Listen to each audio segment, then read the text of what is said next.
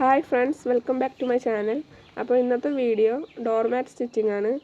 ഈ ഡോർമാറ്റ് തയ്ച്ചിട്ടുള്ള വേസ്റ്റ് തുണി പീസസ് യൂസ് ചെയ്തിട്ടാണ്. നമ്മളെടുത്ത് ചുരിദാറും നൈറ്റീസും ഒക്കെ തയ്ക്കുമ്പോൾ അതിൻ്റെ സൈഡിൽ നിന്ന് കട്ട് ചെയ്ത് മാറ്റി വെക്കുന്ന പീസസില്ലേ, അത് വെച്ചിട്ടാണ് ഇവിടെ തയ്ച്ചിട്ടുള്ളത്.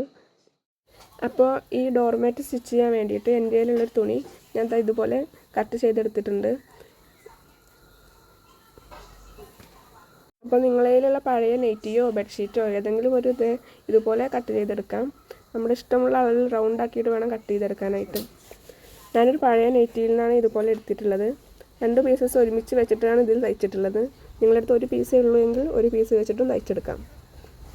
ഒരു കോർണറിൽ നിന്ന് ഒരു കോർണറിലേക്ക് റൗണ്ട് ഷേപ്പിലാണ് കട്ട് ചെയ്തെടുക്കേണ്ടത്. അത് തുണിയെ 4ആക്കി മടക്കിയിട്ട് വേണം അങ്ങനെ റൗണ്ടായിട്ട് കട്ട് ചെയ്തെടുക്കാനായിട്ട്.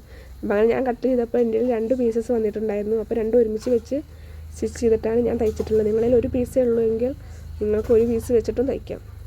നമ്മുടെ വീട്ടിലുള്ള വേസ്റ്റ് തുണികൾ വെച്ച് ഈസി ആയിട്ട് ചെയ്തെടുക്കാൻ പറ്റുന്ന ഒരു ഡോർമാറ്റാണിത്.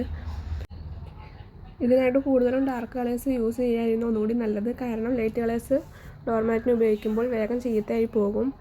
പിന്നെ ഡാർക്ക് കളേഴ്സ് പെട്ടെന്ന് അഴുക്കാവില്ല, വാഷ് ചെയ്തിട്ട് നമുക്ക് ഉപയോഗിക്കാം. അപ്പോൾ ഇതേപോലെയാണ് ചെറിയ പീസസ് കട്ട് ചെയ്തെടുക്കേണ്ടത്. നീളവും വീതിയും 5 ഇഞ്ചിലാണ് ഞാൻ ഇവിടെ എടുത്തിട്ടുള്ളത്.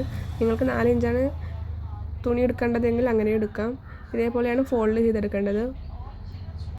ഈ ഫോൾഡ് ചെയ്തെടുത്ത പീസ് വെക്കുമ്പോൾ കുറച്ച് സ്പേസ് വിട്ടിട്ട് വേണം തുണിയിൽ വെക്കാൻ. കാരണം അടിയിൽ വെച്ചിരിക്കുന്ന തുണി കാണാത്തക്ക രീതിയിൽ വേണം ഓരോ പീസും വെച്ചടിച്ചു പോരേണ്ടത്. ഇതേപോലെ കുറച്ച് മുകളിലേക്ക് കയറ്റി വെച്ച് ഓരോന്നായി ഓരോ ലെയറായിട്ട് തയ്ച്ചെടുക്കണം. എല്ലാ പീസസും ഇതേപോലെ ഫോൾഡ് ചെയ്ത് റൗണ്ട് ചെയ്തെടുത്ത് അടിച്ചു പോരണം. ഓരോന്നും മടക്കി വെച്ച് കൊടുത്തുകൊണ്ട് തന്നെ തയ്ച്ചു പോരുന്നതാണ് ഒന്നുകൂടി സിമ്പിൾ. അല്ലെങ്കിൽ നമുക്ക് ഓരോന്നും ഫോൾഡ് ചെയ്ത് വെച്ച് പിൻ ചെയ്ത് വെച്ച് പിന്നീട് എല്ലാം സെറ്റ് ചെയ്തിട്ട് അടിച്ചു പോരുകയും ചെയ്യാം. അങ്ങനെയും തയ്ച്ചെടുക്കാം. അല്ലാതെ ഓരോന്നും ഫോൾഡ് ചെയ്ത് വെച്ച് തയ്ച്ചു പോരുകയും ചെയ്യാം. ഇത് ഫസ്റ്റ് ലെയറാണ്. ഒരുപാട് തുണി നിങ്ങൾക്കുണ്ടെങ്കിൽ ഇങ്ങനെ അടുപ്പിച്ചടുപ്പിച്ച് വെച്ച് തയ്ക്കാം. അല്ലെങ്കിൽ കുറച്ച് ഇറക്കി വെച്ച് സ്പേസ് ഇട്ട് അകലത്തിൽ വെച്ചും തയ്ച്ചെടുക്കാം. അങ്ങനെ ലേയേഴ്സാക്കി എല്ലാ പീസസും തയ്ച്ചെടുക്കണം. സെക്കൻഡ് ലെയറാണ്. ഇതേപോലെ 2 കോണിൻ്റെ ഇടയിൽ വരുന്ന സ്പേസിലാണ് രണ്ടാമത്തെ ലെയർ വെക്കേണ്ടത്. ഇതേപോലെ എല്ലാ പീസസും ഓരോ ലേയേഴ്സാക്കി താഴേക്ക് അടിച്ചു പോരണം.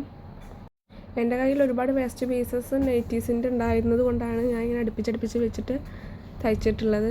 നിങ്ങളിൽ കുറച്ച് വേസ്റ്റ് പീസസ് ഉള്ളെങ്കിൽ നിങ്ങൾക്ക് സ്പേസ് വിട്ടടിച്ചിട്ട് തയ്ച്ചെടുക്കാം. അപ്പോൾ ഇങ്ങനെയാണ് ഫൈനൽ ലുക്ക്.